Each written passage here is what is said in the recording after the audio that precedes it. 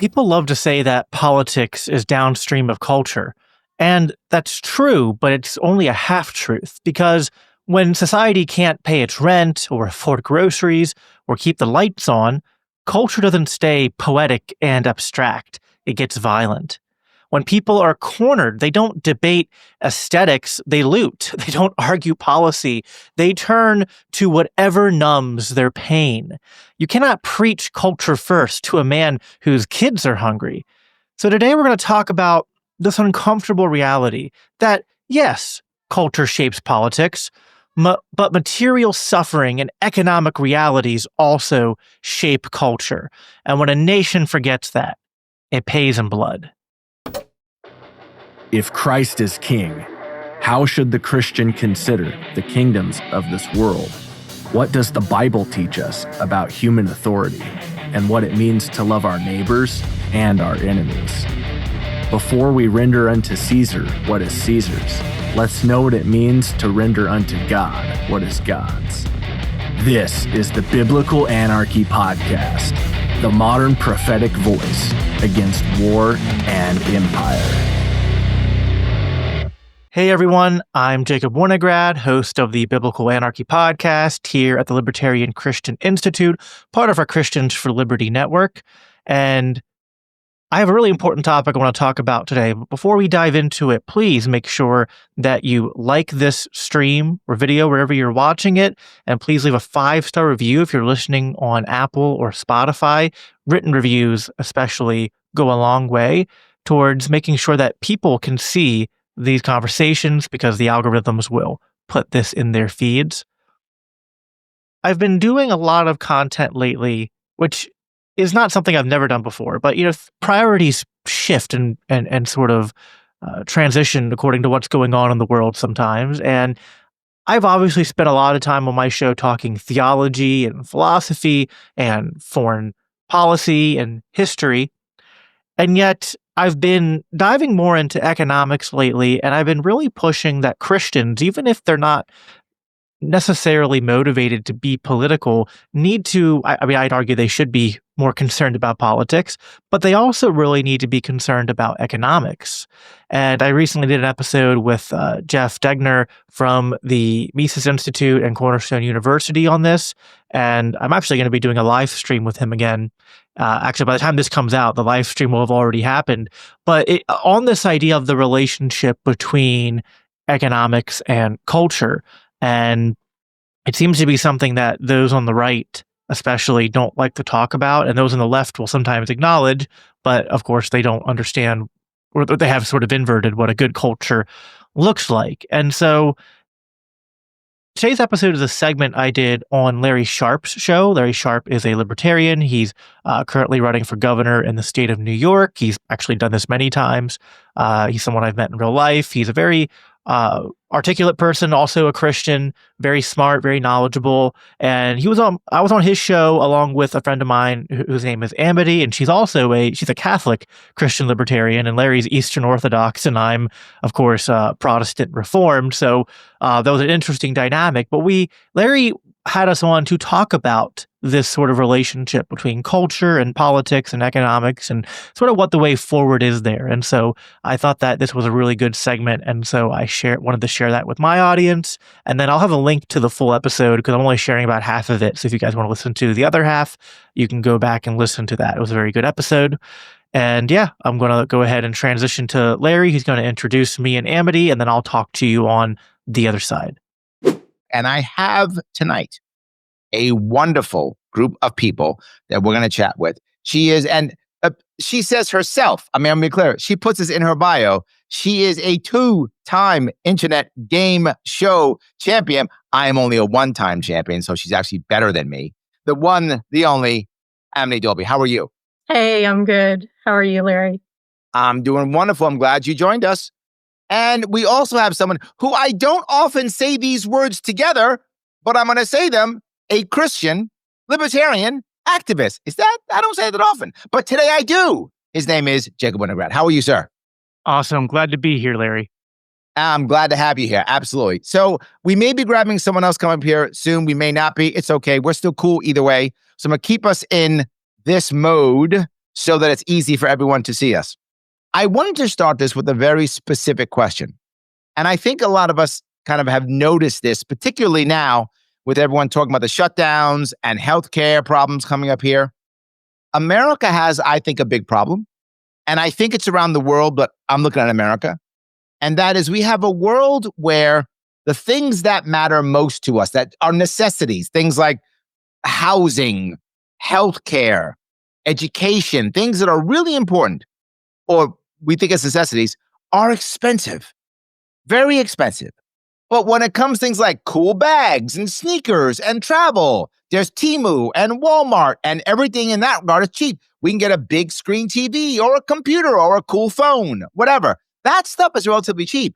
So there are people who are struggling to pay their rent, but have a whole bunch of cool stuff. So they have some luxuries, but they if they get sick, they're screwed. They're going to go bankrupt. This is a really weird situation. I'm sure you're noticing it. And here, in 30 seconds, Jacob, solve that problem. Wow. What? Why didn't you solve it? I know, right? That's the meme, right? Libertarianism, solve every problem in the world in 30 seconds or it fails. I think, and this is, I guess, just the classic libertarian move, but it often just comes down to our monetary policy as the root problem.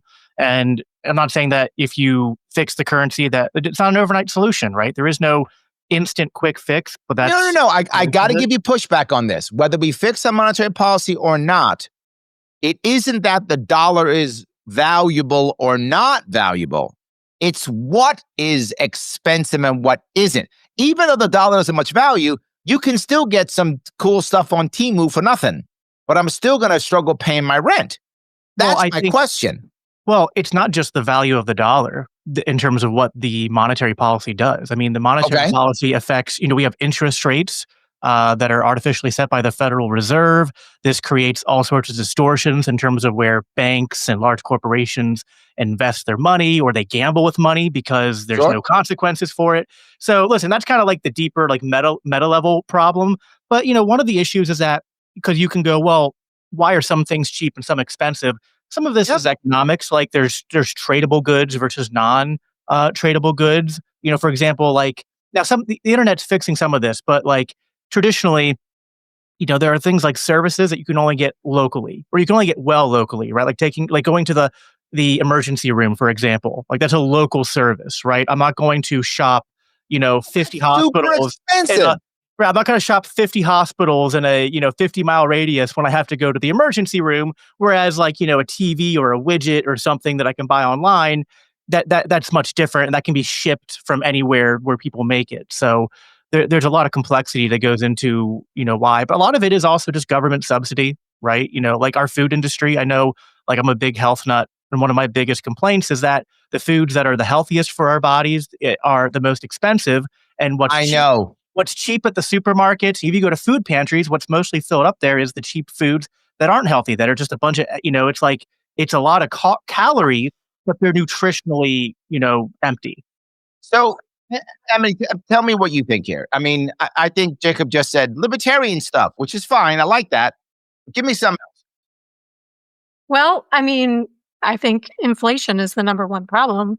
Okay. Our federal government prints money, and that it just drives down the value of our dollar. But Jacob mentioned food. I mean, the FDA and the USDA rules favor industrial agribusiness. We should allow local farmers, homesteaders, direct to consumer food sales without burdensome, compliance and regulations. Thomas Massey has introduced the Prime Act, which would help local farmers not be required to have a full-time USDA employee inspecting their meat processing plants, where they can sell within their state to their local neighbors. So it really boils down to getting things as local as possible. Hold on, but let me push back on both of you here. Sure. Isn't there a societal issue here? What do I mean by that? Aren't Americans crazy consumers? aren't we the ones who go on TikTok and watch the people unpack this and check out my haul, all the things that I bought, and let's go buy a bunch of crap that has no actual value but makes me look cool or feel cool? My daughter can often look at people and know by how they're dressed whether or not they watch TikTok. Like she can be like, okay, she watched TikTok because she has all the TikTok stuff, right? Whatever is the cool TikTok thing of the day, like she knows. So isn't this a piece? Isn't culture a piece of this? Yes, absolutely. But I hate to just keep on tying it back to inflation, but these things are connected, right? So I actually recently interviewed a Mises Institute fellow, and he's also a professor at Cornerstone University. His name is Jeff Degener, and he's written this entire it's like super academic. It's a really thick read on inflation and the family, but it's not just about the family. It's about all of our, choices. And yeah, I think we have, to use it in more economic terms here, we live in a very high time preference culture. And high time preference culture. Yes. So because of the high costs of living, because savings is, the interest rates are low, but then people can, to afford things, they go into debt. Everything is oriented because of the monetary policies and because of our economy towards just consuming for today, because why save it for tomorrow? And so this incentivizes a more, I don't think there's anything wrong with free markets and free trade and capitalism. But in terms of this kind of high consumerist mentality you're speaking to, I do think that's a bit of a distortion, but it's sort of a outgrowth of the incentives of the society we live in, or at the very least, it's connected and cyclical, right? You could say that these things feed each other.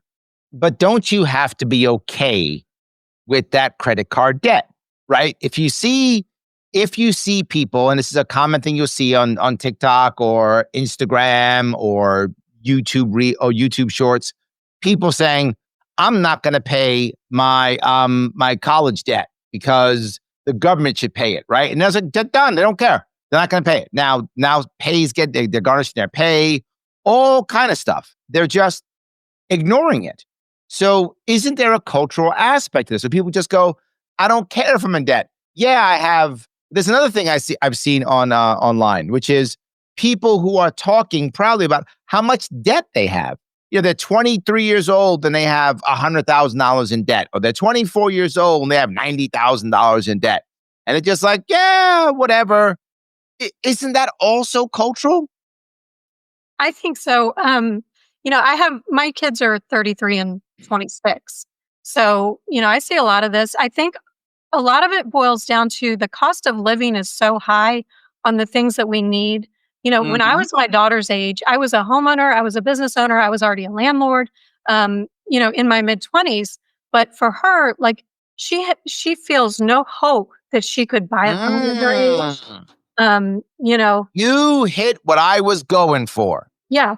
It's the self-gratification of the instant cheap stuff, because, I've taught her how to budget and to try to save for the future, but these young kids don't really feel like they have a hope for the future. This is the first generation where, when my parents were younger and I was growing up, their main goal was to see us better off than they were. Yes. I think we're in this is the first generation of young adults where they feel like they're never going to be better off than their parents. Right. And so, there's a hope aspect of it, of why do I bother saving when I can never buy a house, when I'm going to be. This is the part that I was talking about. Basement. Yes, if you look at not just that, not only am I probably not going to buy a house, I'm probably not going to get married. Yep. I'm probably not going to have children. I probably don't have a future. I'm probably not going to have a good job. I'm probably not going to have Social Security. I'm probably not. Where's the I probably am, right? I remember when I was a kid, and I'm a little bit older, right? I remember when I was a kid, I thought I was going to be a guard on the moon base, right? That's what I thought. I thought I'm going to be a guard on the moon base because we're going to go to the moon. It's going to be awesome. And then I'm going to be a guard, and there's going to be laser beams and stuff, and there's going to be rocket ships, and we're going to go to Mars. I thought all those things, right? And that's what I thought. And kids now go, I think I might like play video games. Done. Yeah. Like that's it. Done. Do you see where I was going with that, Jacob? No, I agree. I mean, I think that it's a cultural problem, and I think that like Amity said, the economic realities are cementing that, and they're fueling it. So I think it's a cyclical. I think it's a cyclical problem. That's one of the things that that me and Jeff talked about on our show, was that the rates of marriage are going down, partly correlated with the fact that people don't have any expectation they're going to buy a house. They think they're going to have to work full time. They don't think they're going to be able to afford kids. And so just everything, like having kids, getting married, buying a home, these orient people towards long-term goals and towards thinking about not just even the future of their kids, but their grandchildren and leaving a legacy.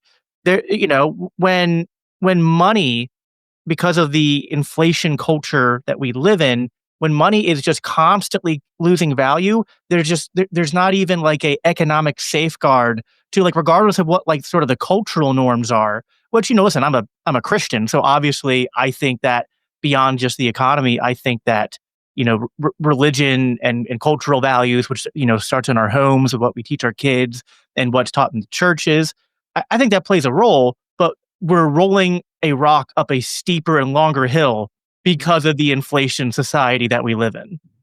Right. I get that completely. Let me grab a comment if I could. Adirondack says, my 22-year-old stepdaughter has no hope for any success. No home ownership, no marriage, no children, no retirement. Very, very hopeless. Yeah. Is there something that, obviously that's sad, and I hope she can change her way, but she's not alone.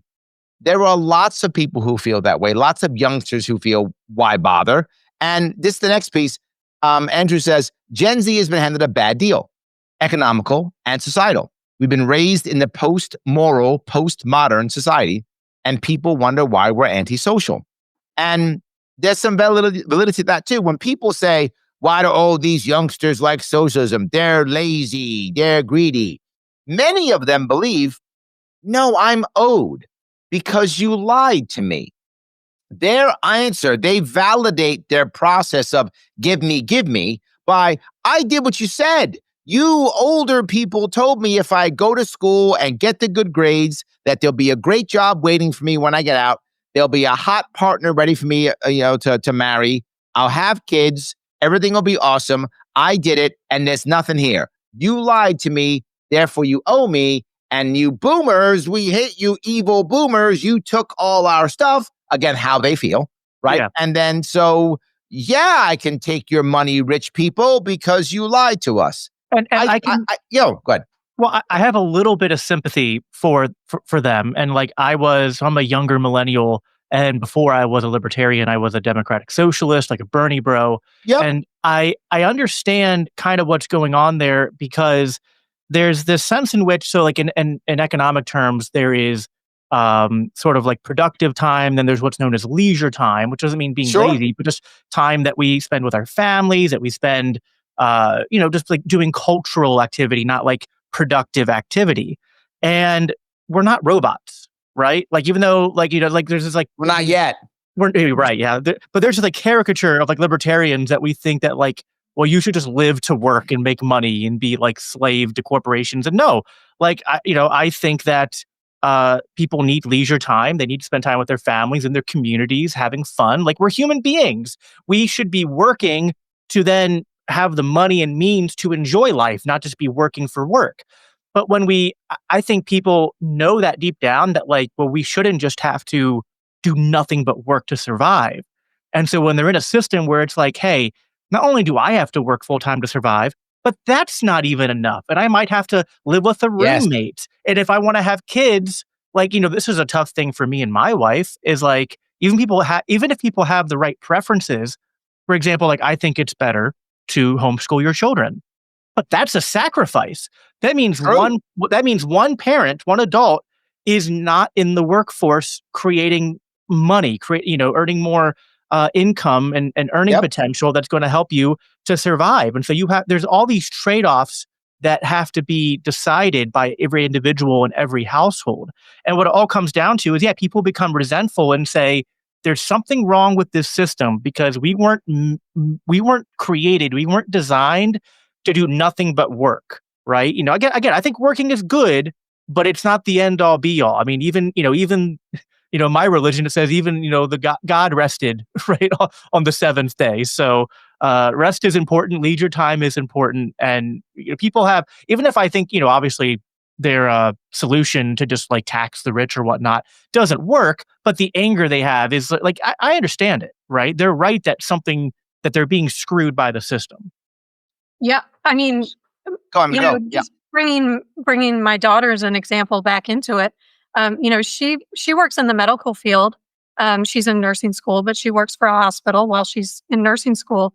And if she were to rent an apartment near the hospital where she works, that would be 85% of her take-home pay in a full-time job. Whoa. Say that again? If she were to live in an apartment near the hospital where she works, it would be 85% of her take-home pay. Wow. Yeah. So she lives with me, of course, in a suburb further away from the city. But it shouldn't be that way. If you look at numbers, even back in the 90s when I was her age, it wasn't that high. Sure, I might have needed a roommate or something, but I wasn't going to spend 85% of my income on housing. And you mentioned Gen Z, thinking that they're owed something. What I think they're owed is for the federal government to balance the budget and reduce inflation and take less of their tax money. She shouldn't be handing out 30% of her income to the federal government so that they can go give it to the military industrial complex to bomb brown kids in the Middle East. You bring up a big point here with this. And this goes to where I think this environment, what you just said, also tends to make us, in many cases, it makes us feel less compassion, right? So what happens? Well, why should I give my money to those poor people who don't work, right? So now I don't like the deadbeats who aren't working, right? So now I'm mad at them. I take my taxpayer dollars. I'm not compassionate for them, right? Because I didn't get mine. So now I'm mad at them. And the second thing is what we just said. Now it validates socialists because socialists have a valid argument. If you got money to make bombs and blow people up, well, then you got money to give me money for my education or my healthcare or my whatever. And try going to a progressive or socialist and saying, the first thing we're going to do as libertarians or conservatives is we're going to cut food stamps. Yes, exactly. But the thing is, if we're paying less in taxes, if our grown children are paying less in taxes, then they won't need those federal social safety nets.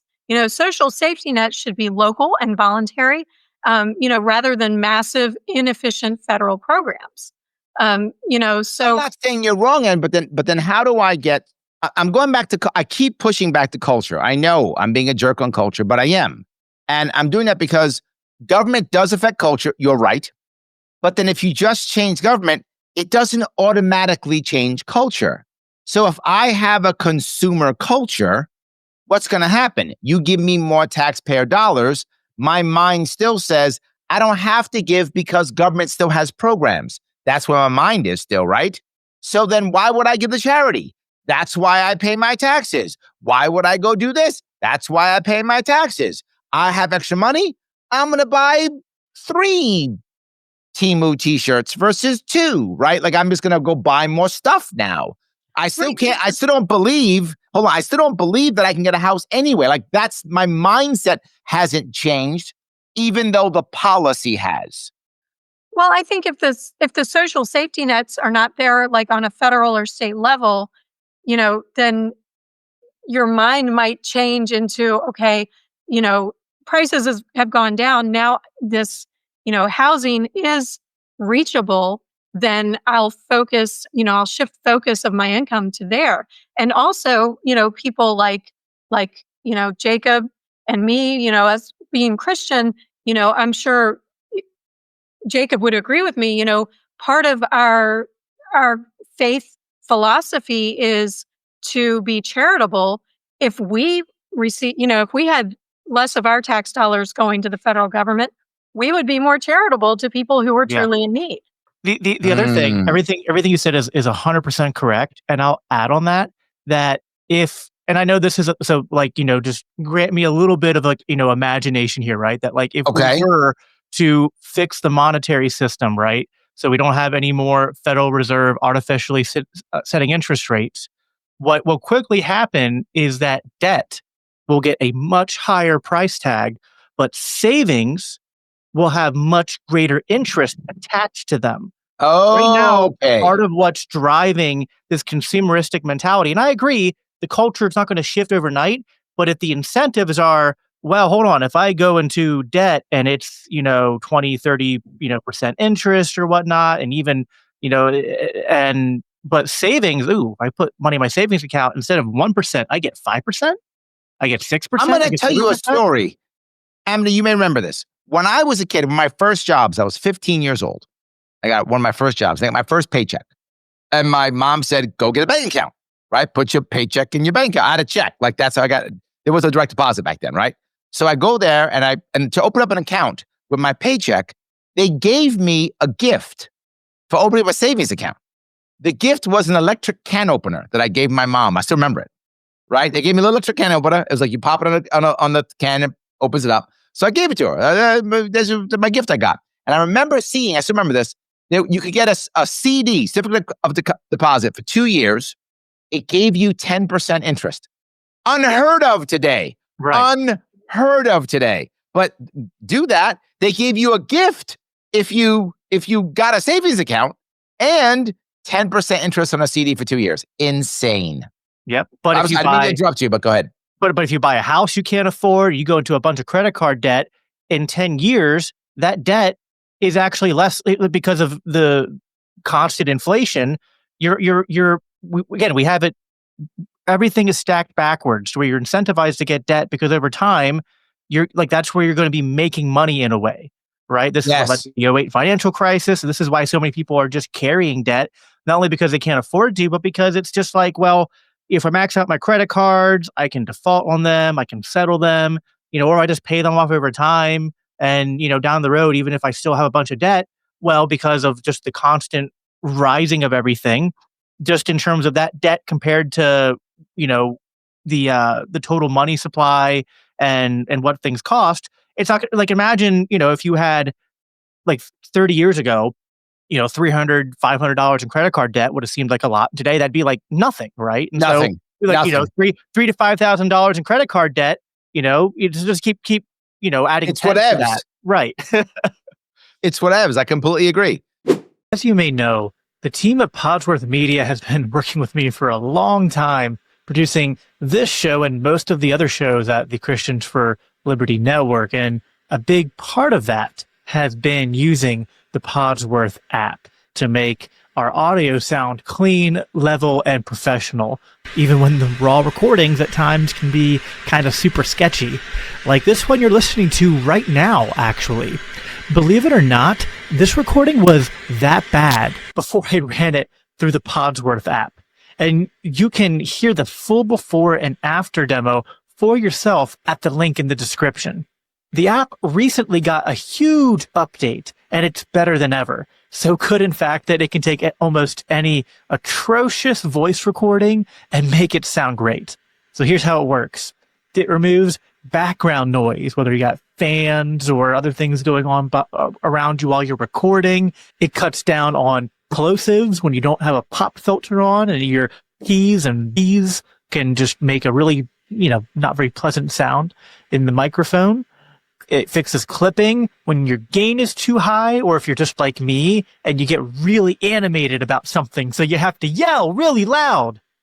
And so that helps out with that. It removes clicks and pops. It reduces reverb. It improves tone, and it levels out all the dialogue so you don't get these crazy volume jumps, and everything is just consistent. Now, using it is really simple. You just go to podsworth.com, click Get Started, and then you drag and drop your audio files. Or if you're using your smartphone, just do it right from your smartphone's browser. Customize your settings if you want, but honestly, the default works great for most podcast recordings. Best part here, enter code LCI50 to get 50% off your first order. And again, no account needed, just your email and payment, and you'll get a download link in your inbox with the cleaned up audio files. It's perfect for podcasts, YouTube videos, sermons, audiobooks, you name it. If your recording sounds rough, the Podsworth app can make it not only listenable, but professional. And remember, when you use the code LCI50, you'll get half off your first order, and you'll be supporting this show and the rest of the Christians for Liberty Network. Let me grab a couple of comments here. I want to grab some from the beginning here if I can. Let's see here. Lunatic Libertarian is in the house. He says abundance and convenience. There's a point to what he's saying. We want a lot of cool things and we want them now, right? So you see how people are paying for like Uber Eats and such, right? That's the example. But I mean, that costs you money. People aren't thinking about saving. They're thinking, you know what? I could go shopping and, save some money if I go shopping. Or I could just do Uber Eats and spend like 3 times as much and be more convenient. I feel like there's a lot of that also, right? There's a lot of that kind of convenience piece.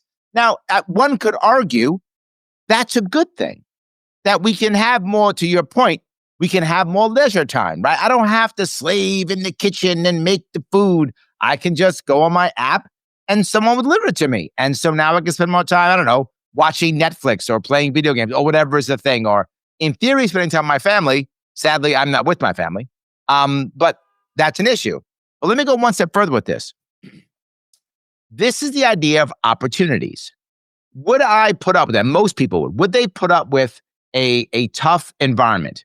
Maybe 3 or 4 roommates or not being able to cook if they believed there was opportunity. And I think New York City has shown that to be true. In the past in New York City, it's always been expensive to live in New York City, right? Always.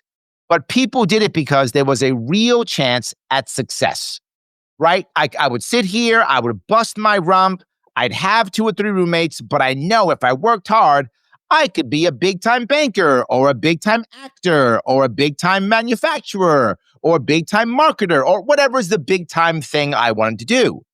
Now I think most people feel like, no, I have virtually no chance to be that big-time this.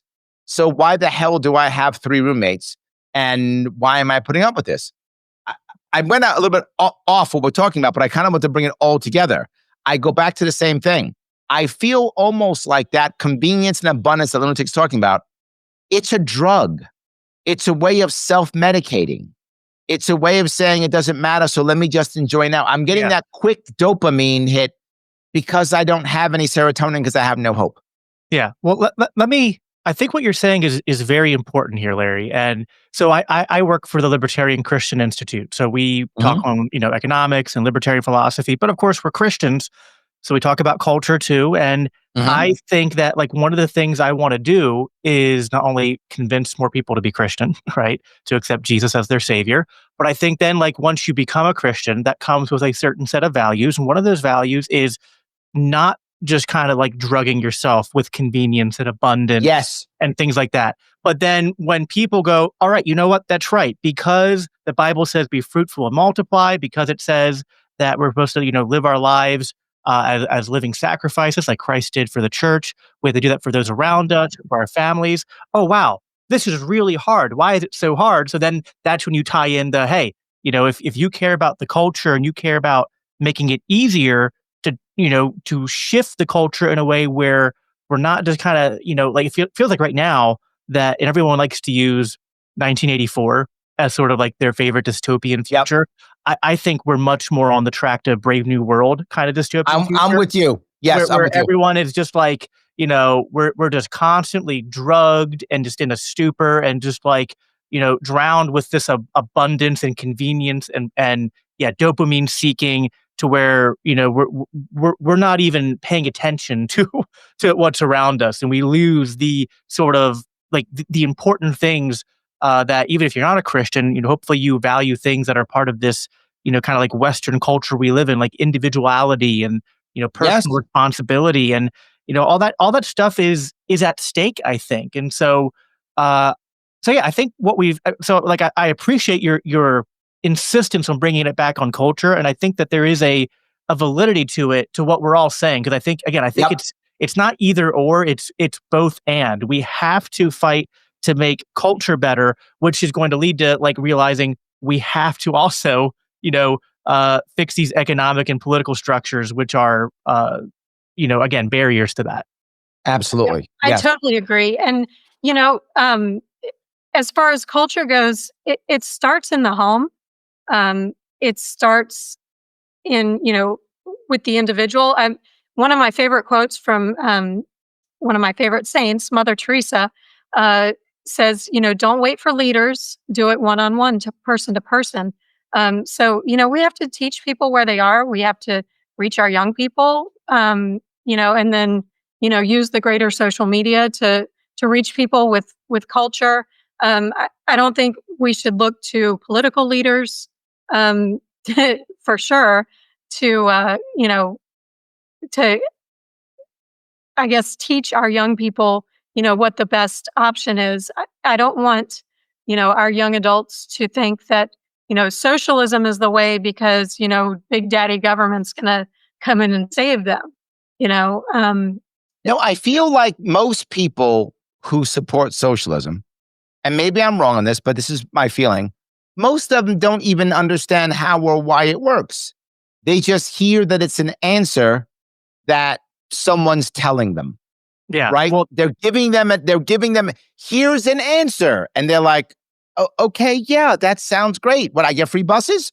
Okay, I'll take free buses. Yeah. Yeah. Well, and they think that we live under capitalism. So they're like, well, obviously capitalism doesn't work, so we got to try the opposite of capitalism. So, and that's one of the, one of my personal ires with the, conservatives and the Republican Party is that they'll often try to co-opt libertarian talking points, but then govern with socialists. Yes. So, yes. Oh, I hate it's very maddening. Yeah, I was just talking to Free earlier today about how, since the beginning of time, even the Israelites were, begging for a king. Yes. I mean, Samuel 8. Yeah, it's as old as the beginning of time, that there's going to be a subset of culture who don't take initiative to be self-sufficient or to go out and kill and eat and drag home what they need for their families. They're going to look to someone else to do that for them.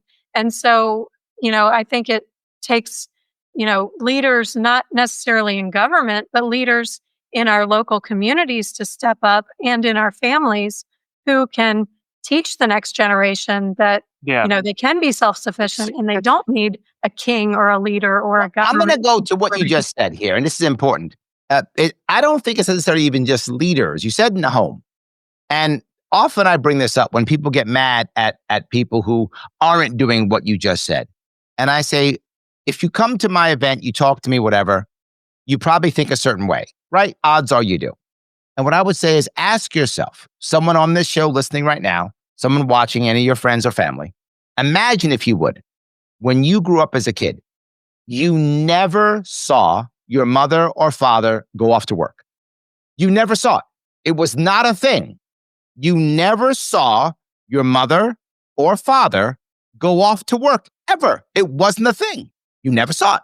They were always home or hanging out or doing something, but they never got up, went to work, either took a shower before work or took a shower after work, whatever, depending on what they did, right? Never did that. You never saw your grandma or grandpa do it. You never saw your uncle or your aunt do it.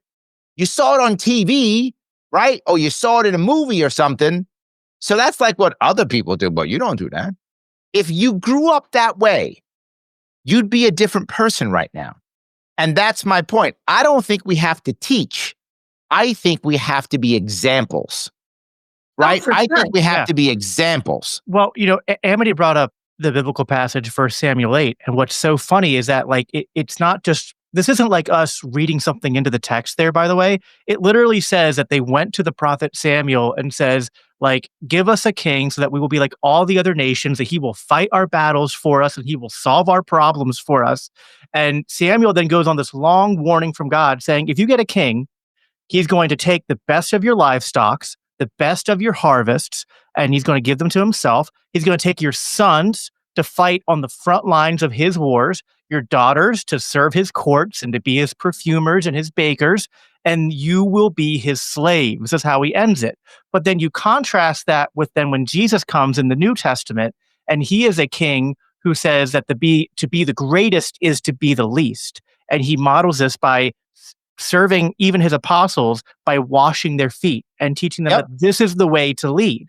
And so we do need leaders in society, but leaders are not people who seek to figure out how other people can, make them richer and bolster them.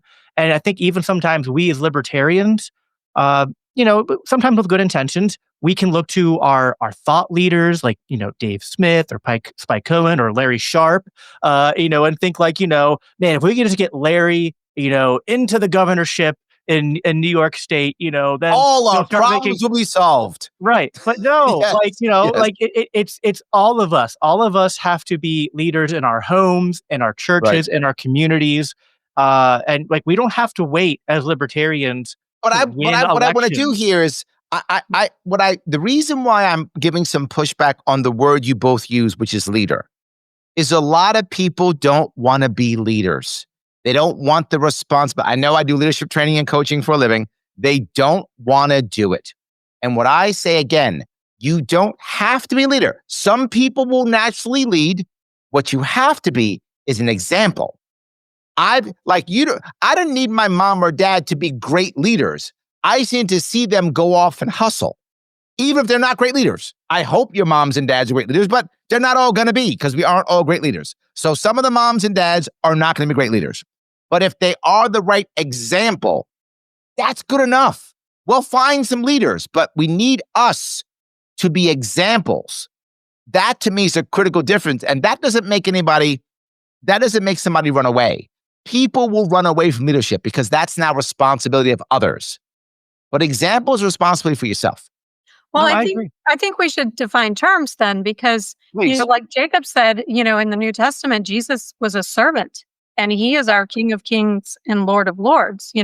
He is the greatest leader, and he served others. So, and led by example.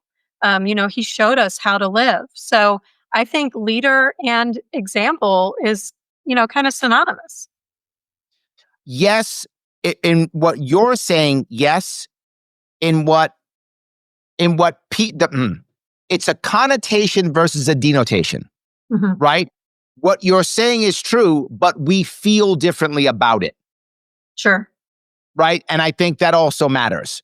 How we feel about it also matters. Phil gives me $2. Thank you, Phil. He says, too much agreement. Happy Reformation Day. I don't know. I've been pushing back all night. I don't know what you're talking about. I've been pushing back all night. I don't know what it is. I'm Catholic, so I can't say Happy Reformation Day. It's funny that it took my family 505 years to return to the Catholic Church. So it's funny because I'm Protestant, but yeah, Amity. So we're on Reformation Day, but the Catholic and Protestant are sitting here agreeing and arguing with the host.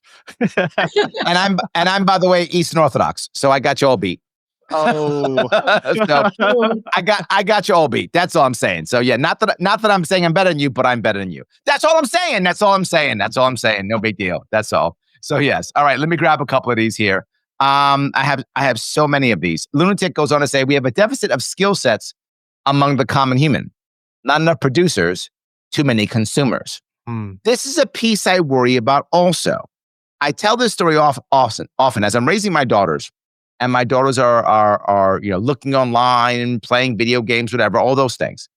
I say, I don't mind if you consume. I don't. Your friends consume. You want to be part of your environment, your buddies. I get it. But I also need you to create. You've got to be creating something, whether that's creating a program, whether that's writing, whether that's dreaming, whether that's, art. I don't care what it is. You got to create something. I don't care whether that's physically with your hands, something. And what I found is me pushing that concept of creation has drawn my kids into not only being consumers, but also being consumers who judge the actual content, don't just accept it, and who make things like my daughter makes her own clothes. My daughter made a costume for my younger daughter. I think she makes things to that point. She feels like she can do things. I love that concept. So I think lunatic's on the money. Am I wrong here? No, I don't. I think that, one of the beauties of a true free market is that, and like you can argue this in a way that you could almost put it in socialist sounding terms, right? Okay. Where in the market, the way to win is by providing value for others. Sure.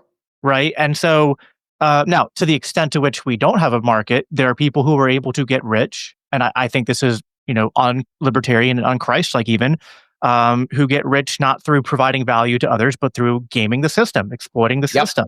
I'm writing a book right now that's kind of connecting, the Christian view with being anti-war and pro-free markets. And like the book of Amos is such a profound book because this Amos is not like a son of a prophet or someone who's like, of status. He's just like a worker in the fields, and then goes up to the northern kingdom and says that like, you're all corrupt, you're exploiting the poor to make yourselves rich. And yeah, like you're not providing, like you're staying rich, but off the exploitation of others, not because, and not by serving others, not by creating value. And so I think the way that we have part of that cultural shift, I think has to be, teaching young people that it's not about going out there and gaming systems and exploiting systems, but that the way to succeed in life, the way to, put yourself higher is to figure out like identifying needs in your community, identifying needs in the society at large. Big needs or small needs. It can be spiritual needs. It can be physical needs. It can be entertainment. Listen, I think sometimes we will categorize things like entertainment and culture and art and music as wants. Again, we're not robots. I think these are, people need culture, right? So yes, I agree. Wherever you're serving, you're filling a need. You're filling, a demand that human society has, and that's how you succeed. People will reward you based on how you serve them. When I would teach sales, I would say, if you really want to sell things, understand something about people. Because people say, well, you need to give them what they need. That's why they buy. I said, no, not at all. People buy what they want. Needing it is a real good reason to want it, but they buy what they want. They don't buy what they need. Lots of people do not buy what they need, but they buy what they want. Yes, they do. So I think you're right. There is a difference between needing and wanting. And Mother Nature says they buy their wants and beg for their needs. This is very insightful in today's America. She is right on the money. Everything that we need, what do people say now? It's a human right, right? Everything. Well, education, it's a human right. Housing, it's a human right. Healthcare, it's a human right. Anything that we need, we beg for it to become a human right. And then I realize that when you make it a human right, all you do is make it expensive. Yep. This really wise guy once came to my state convention and asked the room full of libertarians, are you guys against healthcare for all? And everyone raised their hands and said, no, we're all against healthcare for all. And then this wise man said, okay, you all gave the wrong answer, right? You do want healthcare for all. You just need to understand that when people ask that, you say, yes, I want healthcare for all. Now let's have a discussion about how we make that happen. By the way, for those in the audience who don't know, that wise man was Larry Sharpe. So it's true. Yes. What I often did when I do that, next thing I say is, okay, so if I gave you a fully voluntary private market system that actually, gave everybody health care, you'd be against it. Right. Go, well, wait. No. Yeah. Yeah. Well, I think that's why you're against the mandate. You're against the force. You're against the mandate. You're not against the concept of everybody having health care or health insurance. You would love that. Most libertarians, at least, who aren't monsters, would love that, right? The problem is they know what actually happens. It becomes a mandate. It becomes force. It becomes expensive. It becomes bad. And all of a sudden now, the wealthy still get what they want. And I'm bringing this up real fast, but excuse me. You often hear people who are very wealthy say, we need Medicare for all. And I always say, you don't actually mean Medicare for all. You mean Medicare for y'all. Because they're going to keep their own private doctors. They're wealthy. Right. So they want to give you the crappy doctors and they get to keep their own private doctors. In fact, they'll fly someplace if they need to go get their health care. You guys get that. Exactly. And, it goes back to the culture of, thinking that the government owes everybody everything. But, I've seen it in the last week. I'm on X a lot. A lot of my friends, I'm post, sorry. Yeah, they post, memes that are, relevant to whatever's going on in the political world. And, it's been really sad for me the last couple days seeing my friends post memes about, people who are depicted as like quote unquote welfare queens, Yep. crying that their SNAP is going to go away. Well, it's not the people who are receiving assistance, that we should be, talking down to or, complaining Yep. about. It's the system itself and it's the government Correct. who are, toying with everyone else's benefits while they're still, sitting in their ivory towers getting paid. So, You've hit it perfectly. And it drives me crazy because what should be happening, and it's not, but I'm saying in my fantasy world, what we should be saying is, wait a minute. So if the federal government shuts down, we can't feed our own people? We can't educate our kids? We can't fix our roads? Senators and still, we can still bomb people in the Caribbean. Yeah, we got that down. We can bomb them. Yes. Yeah. And we should be saying to ourselves, our system is utterly broken. Why aren't we fixing this? Oh my God. Right. The fact that Obamacare can't survive without massive government subsidies shows Obamacare doesn't work on its own, right? It should, in theory, if it is the private market, it's not. But if it is the private market, it should be able to function on its own, shouldn't it?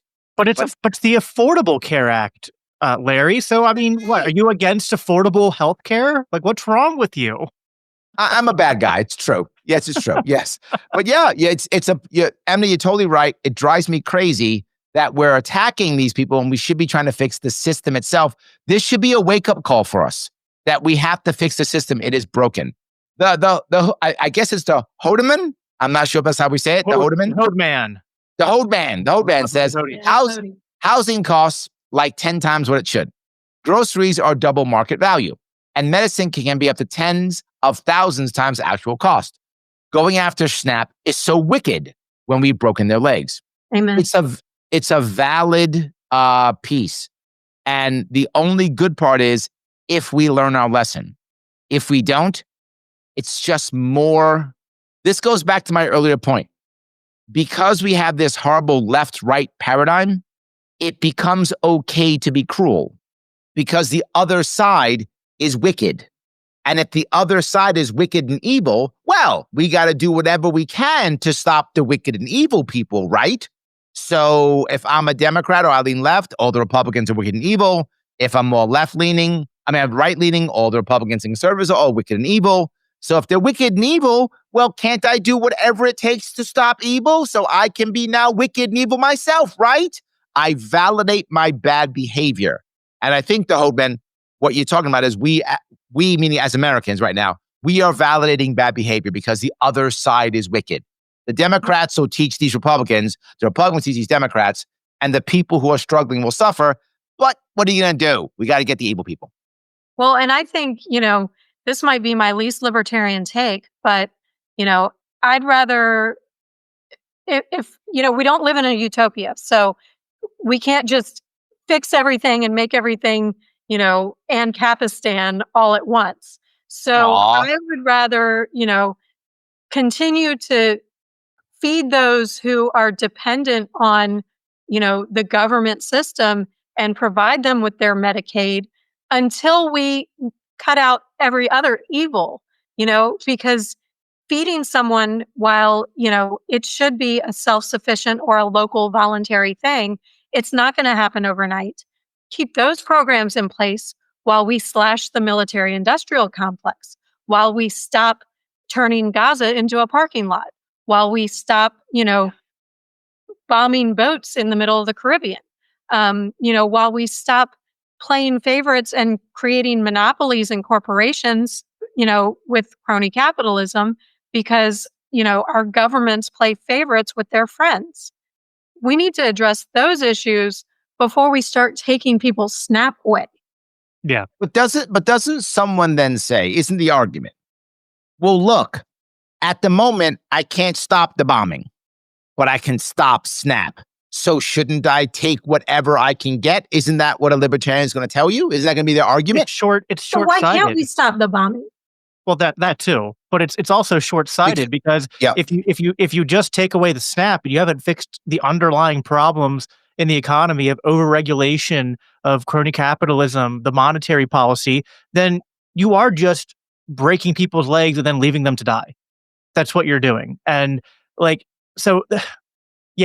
understand what you meant by that, Amity, like my most unlibertarian take. But like my response to that, to some of the purists out there, is I go, because they'll be like, you're being unprincipled. I go, you know what? No, I'm not. My principle is I'm pro-peace. My principle is I'm pro-prosperity.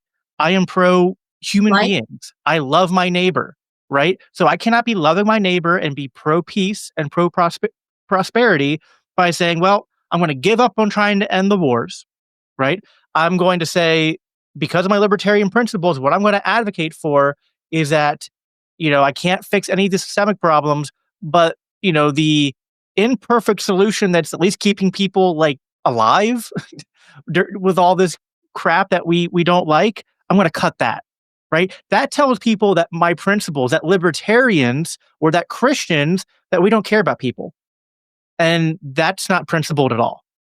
All right. Well, thank you, everyone. I hope that you enjoyed that. I hope that you understand the importance here on how to solve these cultural problems. Of course, we understand that what people need is the gospel, and the gospel is what ultimately transforms society and frees individuals. And yet, economics is really just, as Mises said, it's just human action. It's what people do. And so we need to have an understanding of economics, and we need to understand how monetary policy and government laws are going to impact and shape human behavior, and it can shape that in a positive way or a negative way. And we should always be advocating for things that reflect God's heart towards mercy and justice. So that's all I have for you guys for today. I hope you enjoyed it. Please, again, do all the things, like, share, subscribe, and I'll talk to you again next week.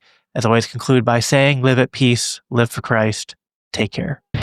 The Biblical Anarchy Podcast is a part of the Christians for Liberty Network, a project of the Libertarian Christian Institute. If you love this podcast, it helps us reach more with a message of freedom when you rate and review us on your favorite podcast apps and share with others. If you want to support the production of the Biblical Anarchy Podcast, please consider donating to the Libertarian Christian Institute at biblicalanarchypodcast.com, where you can also sign up to receive special announcements and resources related to biblical anarchy. Thanks for tuning in.